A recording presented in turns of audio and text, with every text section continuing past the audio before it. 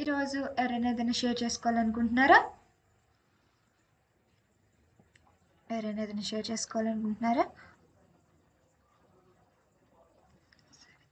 వాక్యం చెప్పడానికి తేజన్య సిద్ధం కలిగి ఉండగా అందరూ కొద్ది నిమిషాలు దేవుని వాక్యం ఉందాం.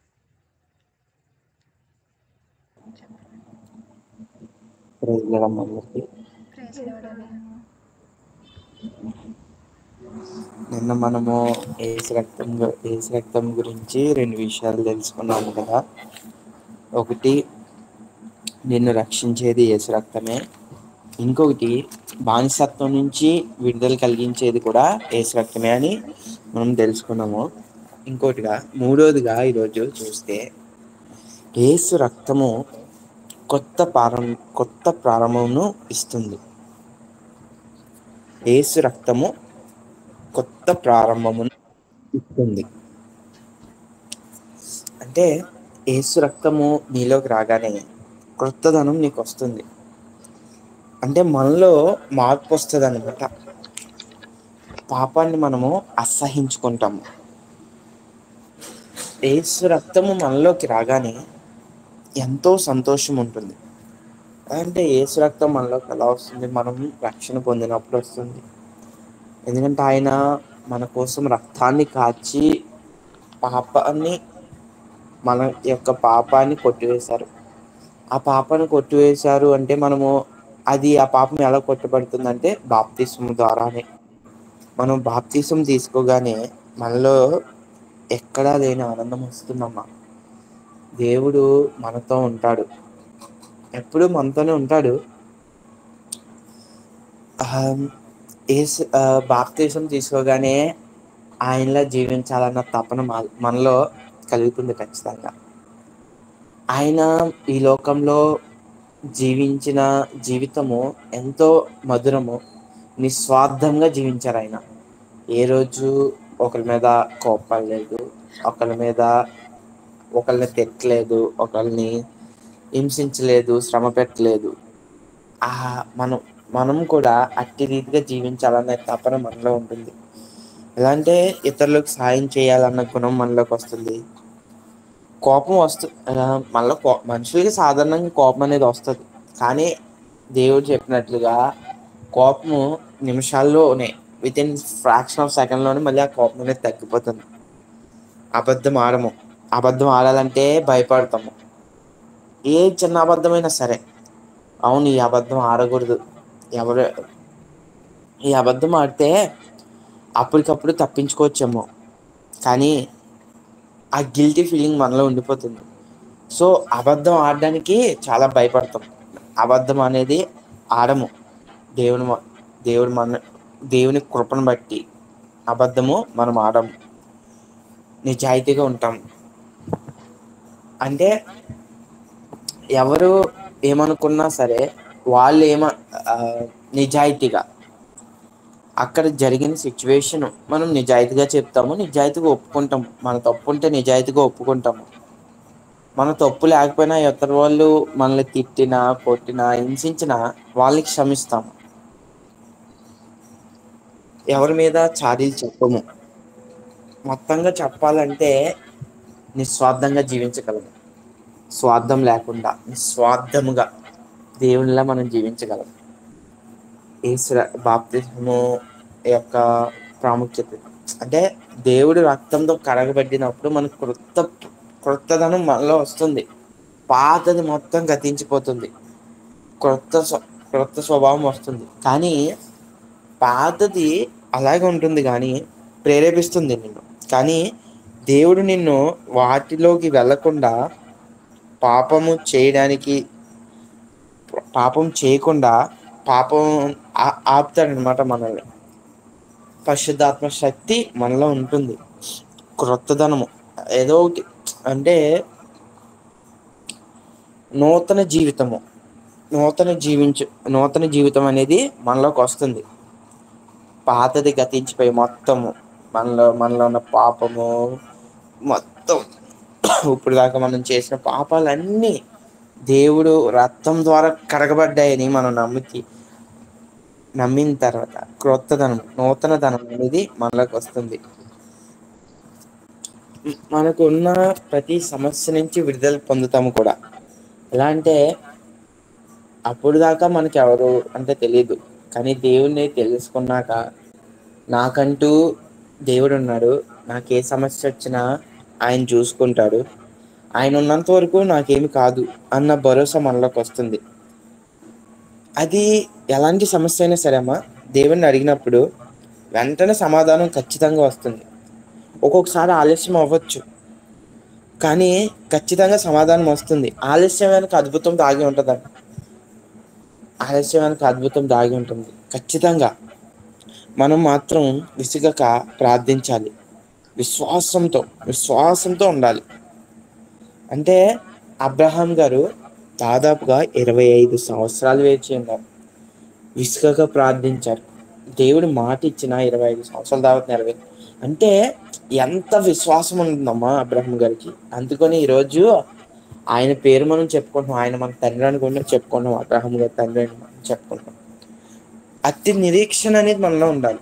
నిరీక్షణ అనేది ఎంత ఇంపార్టెంట్ అంటే ఇప్పుడు దావీద్ గారు 12 సంవత్సరాల్లో సమూయేలు దైవజనుడు ప్రవక్త ద్వారా అభిషేకింపబడ్డారు, అవునా?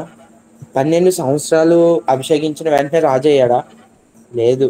ఎన్నో శ్రమలు, నిందలు, అవమానాలు వెంబడి వచ్చిన తర్వాత అవన్నీ భరించి, ఆ భరించట్లో కూడా ఎంతో ఆనందం అంటే దేవుణ్ణి వదలలేదు.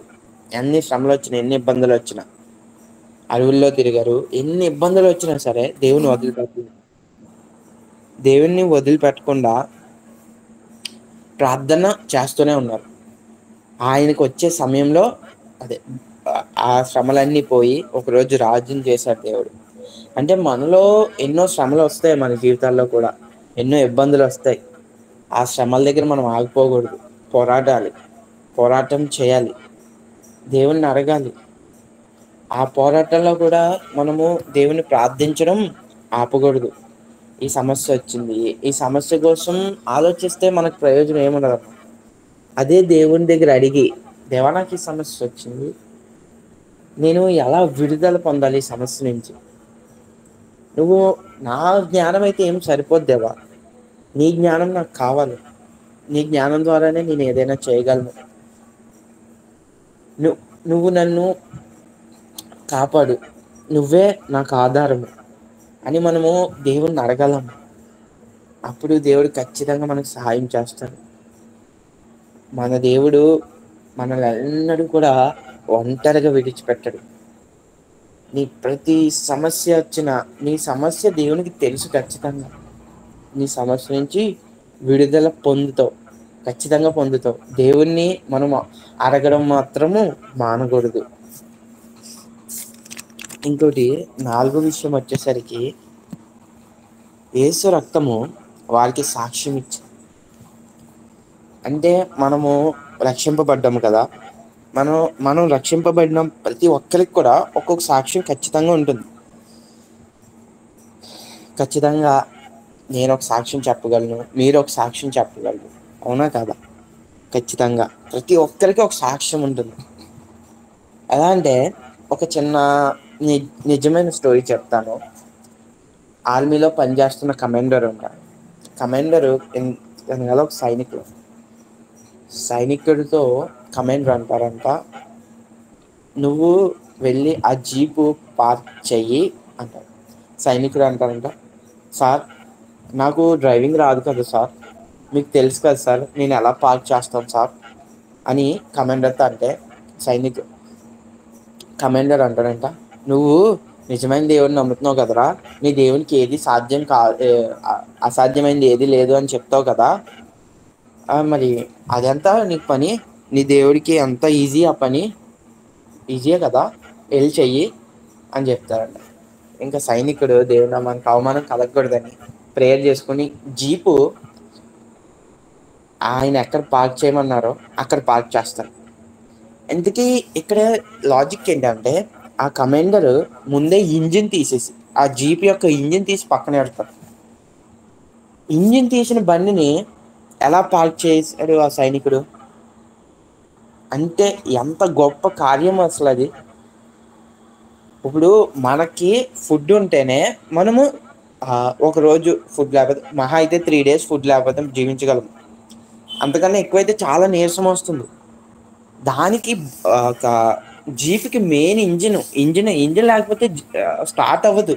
అట్లాంటిది ఆ సైనికుడు ఇంజిన్ లేకుండా బండిని ఎక్కడ పార్క్ చేయమన్నాడు అక్కడికి వెళ్ళి పార్క్ చేశారు. అక్కడ ఉన్న వాళ్ళందరూ అవాక్కయ్యారు. నిజంగా షాక్ అయ్యారు.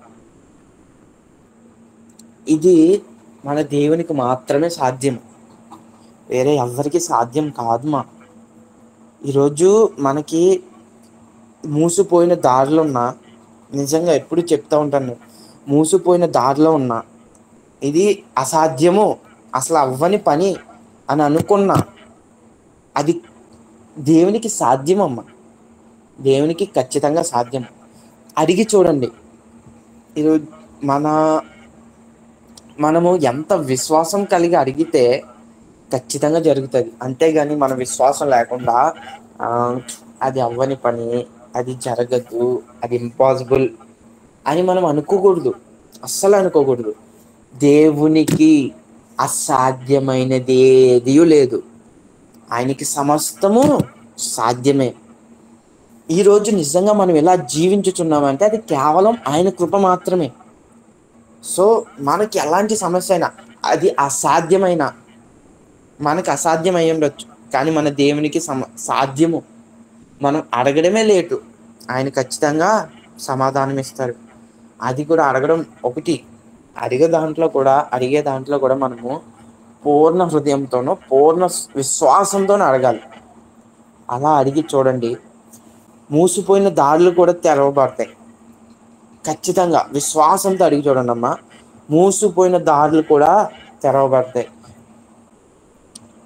మీలో బాధ ఉన్నా, ఏ దుఃఖం ఉన్నా, అవిచారణ ఉన్నా, ఏది ఉన్నా సరే దేవుణ్ణి అడగండి. గొప్ప మేలు చూస్తారు. ఎలాగో సాక్ష్యము అని వచ్చింది కాబట్టి ఒక చిన్న సాక్ష్యము ఏంటంటే, నా జీవితంలో నేను ఎన్నో బాధలు, అవమానాలు ఎదుర్కొన్నాను. కానీ ఏ రోజు కూడా దేవుడు నన్ను ఒంటరిగా వదిలిపెట్టలేదు. ఎప్పుడూ నన్ను పట్టుకునే ఉన్నారు. నేను ఎంత ఏడ్చినా దేవుడు ఎప్పుడు కూడా నన్ను వదిలిపెట్టలే.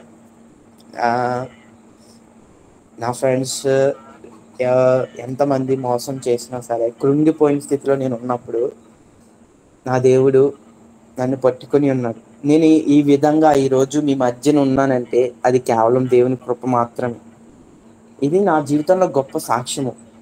అంతేకాకుండా నేను డైలీ ప్రేయర్ చేసుకుని వాక్యం చదువుతా, కొంచెం టైం ఇస్తా.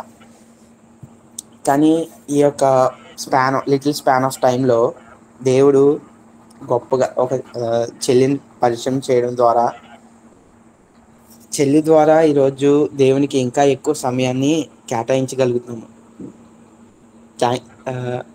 నిజంగా థ్యాంక్ యూ చెల్లి. దేవునికి ఇంత సమయం ఇస్తున్నామంటే ఈ రోజుల్లో, అంటే మార్నింగ్ ఎలాగో దేవునికి సమయం ఇస్తాము, ఈవినింగ్ కూడా ఇంటికి వచ్చి కాలేజ్ అయ్యాక ఫోన్ వాడుకోవడము లేదంటే చదువుకోవడము అలా టైం అయిపోయేది. కానీ ఫోన్ వాడుకునే సమయంలో ఇప్పుడు దేవునికి సమయం ఇస్తున్నాము. చాలా హ్యాపీగా ఉంది. అలాగే థ్యాంక్ యూ లార్డ్. నా జీవితంలో ఉన్న ప్రతి బాధ, ఆవేదన నుండి విడుదల చేసి ఈరోజు నన్ను ఎంతో సంతోషంగా మీ ముందు నిలబెట్టాడు.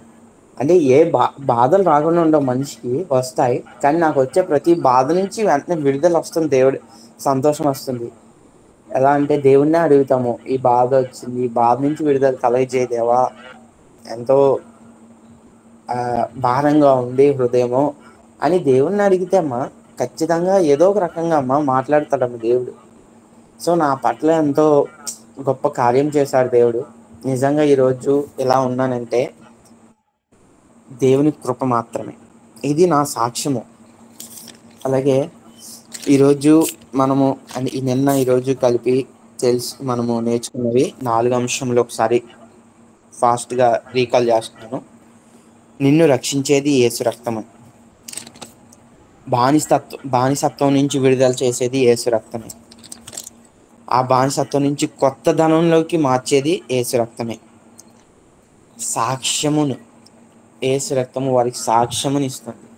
ఈ 4 విషయాలు కూడా చాలా ప్రాముఖ్యమైనది. ప్రతి ఒక్కరూ గ్రహించి రాసుకొని ఇవన్నీ పాటించండి. మన దేవుడు మన పట్ల గొప్ప కార్యాలు చేస్తాడు. ఈ చిన్న వాక్యం దేవుని దేశం కోసం. ఆమేన్.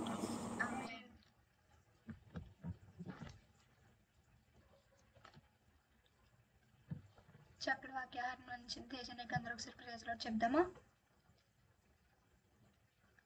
ప్రైజ్ లార్డ్ అన్నయ్య. ప్రైజ్ లార్డ్ అమ్మా. అయితే ఈ రోజున కూడా నేను ఒక సాక్ష్యం షేర్ చేసుకోవాలనుకుంటున్నాను. అదేంటంటే నిన్న సండే కదా, చాలా హ్యూజ్ డ్రైవ్ అయితే జరిగింది పార్ట్ వర్క్లో. ఆ డ్రైవ్లో నిన్నంతా క్లైమేట్ వర్షం పడుతూనే ఉంది. ఆ వర్షం పడటాన్ని బట్టి పవర్ ఉంటుందా లేదా, నెట్వర్క్ ఎలా ఉంటుంది, చాలా భయపడ్డాను. అలాగే వర్క్ బర్డెన్ కూడా చాలా ఉంటుంది. ఇదంతా ఎలా మేనేజ్ చేయగలను అని చాలా టెన్షన్ పడ్డాను. అయితే బయట ఎంత వర్షం పడుతున్నా ఒక్కసారి కూడా పవర్ కట్ అవ్వలేదన్నమాట. అలాగే ఇంటర్నెట్ కూడా కంటిన్యూస్ హై స్పీడ్ ఇంటర్నెట్ వచ్చింది, కానీ ఎక్కడ లో అవ్వలేదు. కంటిన్యూస్ వర్క్ చేస్తున్న సమయం అంతా కూడా ప్రే చేస్తూనే ఉన్నా, దేవా హెల్ప్ చేయండి డ్రైవ్ సక్సెస్ఫుల్ అయ్యేలా. అలాగే దేవుడు గొప్ప సహాయం చేశారు. ఇటు సాక్ష్యం బట్టి దేవునికి మహిమ కలిగిన గాక. ఆమేన్.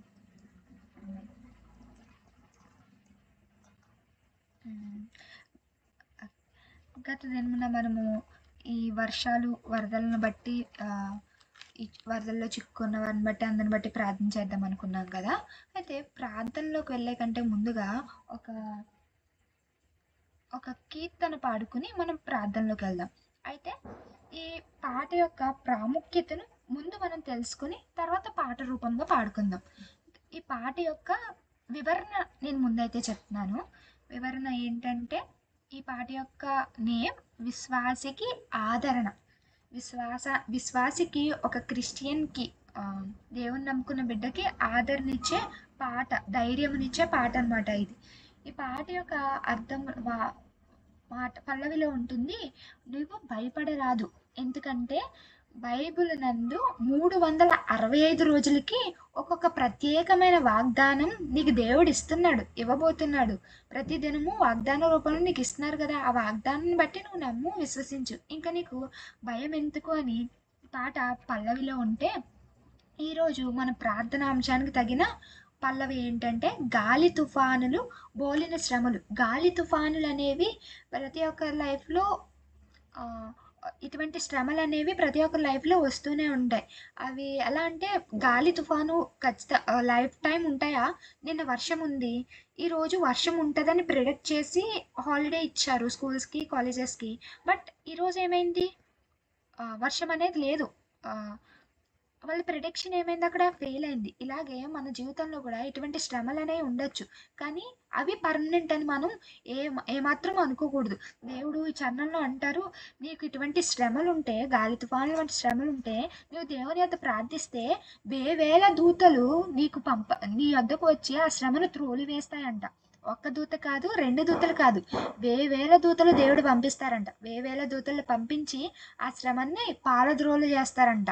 అంతేకాదు, ఇంకా ఈ చరణంలో ఉంది, ఇప్పుడే అనుకున్నాం కదా, ప్రిడిక్ట్ చేస్తారు నీ జీవితం. కొంతమంది ఇదిగో నీ ఫ్యూచర్లో ఒక 2 ఇయర్స్లో నీకు ఈ గండం ఉంది, లేదా నీకు ఈ 2 మంత్స్లో నీకు ఈ శ్రమ వస్తుంది, లేదా నీకు ఇది కోల్పోతావు నీ జీవితంలో. ఇలా కొంతమంది ప్రిడిక్ట్ చేస్తూ చెప్తారు కదా. వాళ్ళ ప్రొడక్షన్స్ అనేవి ఖచ్చితంగా అవే నెరవేరుతాయని మనం ఏమాత్రం అనుకోకూడదు. ఎందుకంటే నిన్న ప్రిడిక్ట్ చేసిందే ఈరోజు ఏమైంది చెప్పండి? ఫెయిల్ అయింది. నిన్న భారీ వర్షాలని చెప్పేసి ఈరోజు హాలిడే ఇచ్చారు, వర్షమే లేదు. అలాగా వాళ్ళు చెప్పిన వాటి మీదే ఆధారపడిపోయి నిరుత్సాహపడకూడదు. అటువంటివన్నీ కూడా ఒక కల్పితాలు మాత్రమే. మనము విశ్వాసగా ఏం చేయాలి? ఎల్లప్పుడూ దేవుని మీదే ఆధారపడాలి. అయితే ఈ కీర్తన పాడుకుంటూ మనం ప్రత్యేకమైన ప్రార్థనా అంశంను బట్టి ప్రార్థన చేసుకుందాం. అందరూ ప్రార్థనలోకి వెళ్దాం.